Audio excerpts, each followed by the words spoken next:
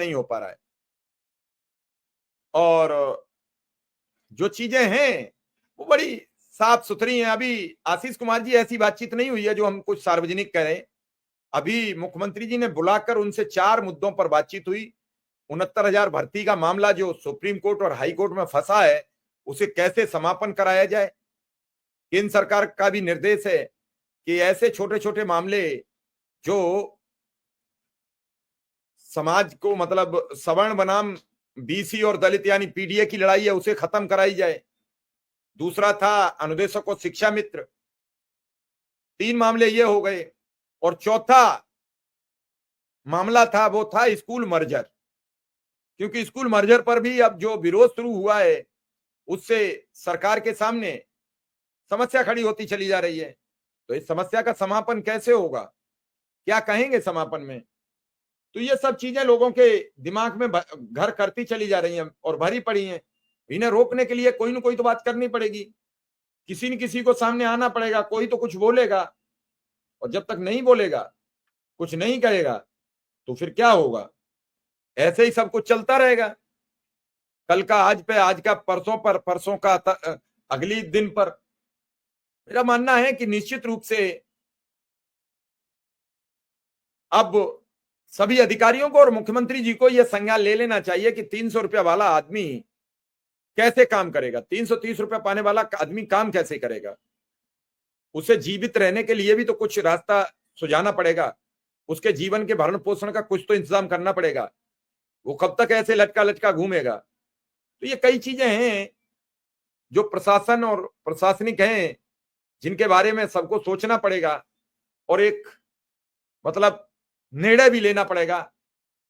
उस निर्णय के पीछे क्या होगा, उस निर्णय का क्या मकसद होगा, क्या मतलब होगा, ये सब चीजें सार्वजनिक करनी पड़ेंगी, वरना फिर यह सब उलझ जाएगा। उस गोल गोल जलेबी की तरह घुमाते घुमाते अब जलेबी भी बनाना बहुत मुश्किल हो रही है शासन, सत्ता और प्रशासन को।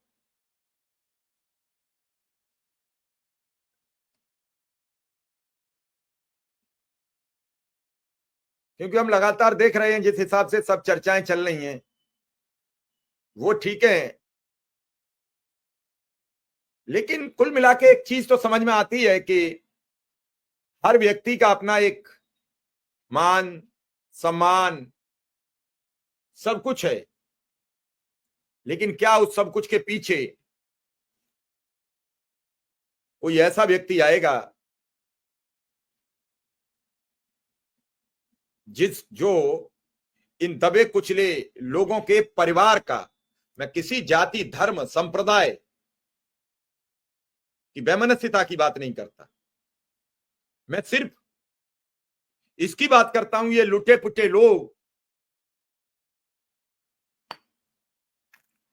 जिनकी सोशल समाज में भी वैल्यूएशन जीरो है, उन्हें जीवित रखने के लिए क्या कोई सरकार नया कुछ लाएगी? क्या सरकार कुछ ऐसा प्रोग्राम सेट करेगी जिनसे इन 2.25 लाख परिवारों में, उन रसोइया के परिवारों में, उन पंचायत सहायकों के परिवारों में, उन बिजली विभाग के संविदा कर्मी जो भी हैं, कर्मचारी जो बेहद पीड़ित हैं, उन सबका भरण पोषण के सुव्यवस्थित इंतजाम का ऐलान सरकार करने को राजी होगी? समर कैंप को लेकर रोज लोगों के सवाल हैं। मैं तो ये भी जानना चाहता था कि जानकारी मुझे नहीं मिली है, क्या स्कूल के जहां डीएम साहब गए वहां के अनुदेशक शिक्षा मित्रों ने, सब खड़े हैं, शिक्षक हैं, अनुदेशक हैं, शिक्षा मित्र हैं, क्या इन्होंने ये डीएम साहब से कहा कि हमें साहब एक आपके तत्वावधान में, आपको पता होगा कि मुख्यमंत्री का एक दिवा स्वप्न था जिसका नाम था समर कैंप, वो हमने भीषण गर्मी में जब सब लोग हाथ खड़े कर रहे थे, हमने 20 मई से 10 जून के मध्य में चलाया है और उसके एवज में हमें 6,000 रुपया मिलना था, वो आज तक नहीं मिला। ऐसे जो अधिकारी होते हैं, ऐसे आईएएस अधिकारी होते हैं, वो थोड़ा सा जनता के प्रति चिंतित होते हैं। ऐसे ही एक और डीएम है शाहजहांपुर में, बड़े अच्छे अधिकारी हैं, उनसे आप सीधे मिलिए, बड़े ढंग से बात सुनते हैं। आज भी वो बिजली को लेकर एक 8 बजे से प्रोग्राम कर रहे हैं कि आपके गांव बिजली आती है कि नहीं, आपके यहाँ क्या समस्याएं हैं। सीधा ट्विटर पर सवाल कर रहे हैं। ऐसे जो काम करने वाले स्कूल हैं उनको लेकर चिंतित होगी। अखिलेश यादव कह रहे हैं कि अगर स्कूल बंद कर दिए तो हम पीडीए के स्कूल खोल देंगे। आज एक पीडीए के स्कूल की तस्वीर भी आ गई है, कोई सड़क पर पीडीए का बोर्ड लगाकर बच्चों को पढ़ा रहा है। तो ये अच्छाइयां बुराइयां शिक्षा में चलेंगी, लेकिन शिक्षा एक ऐसा शेरनी का दूध है जो पिएगा वो चिंगाड़ेगा और इसका जवाब भी मांगेगा। अब फर्रुखाबाद वालों का हर बार अपना यही सवाल है कि 2018 का 3 माह का मानदेय नहीं मिला, वैसे भी बेचारे मरे जा रहे थे, अब 3 महीने का और नहीं मिला है। यानी उन्हें मिल जाए 30,000 रुपया तो उन्हें कुछ राहत मिल जाए। इसमें कौशाम्बी भी है और चंदौली है, 2 जिले और हैं।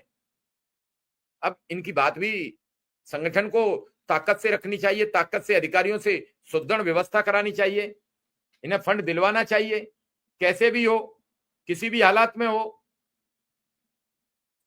तो ये सब चीजें हैं। अब रणधीर जी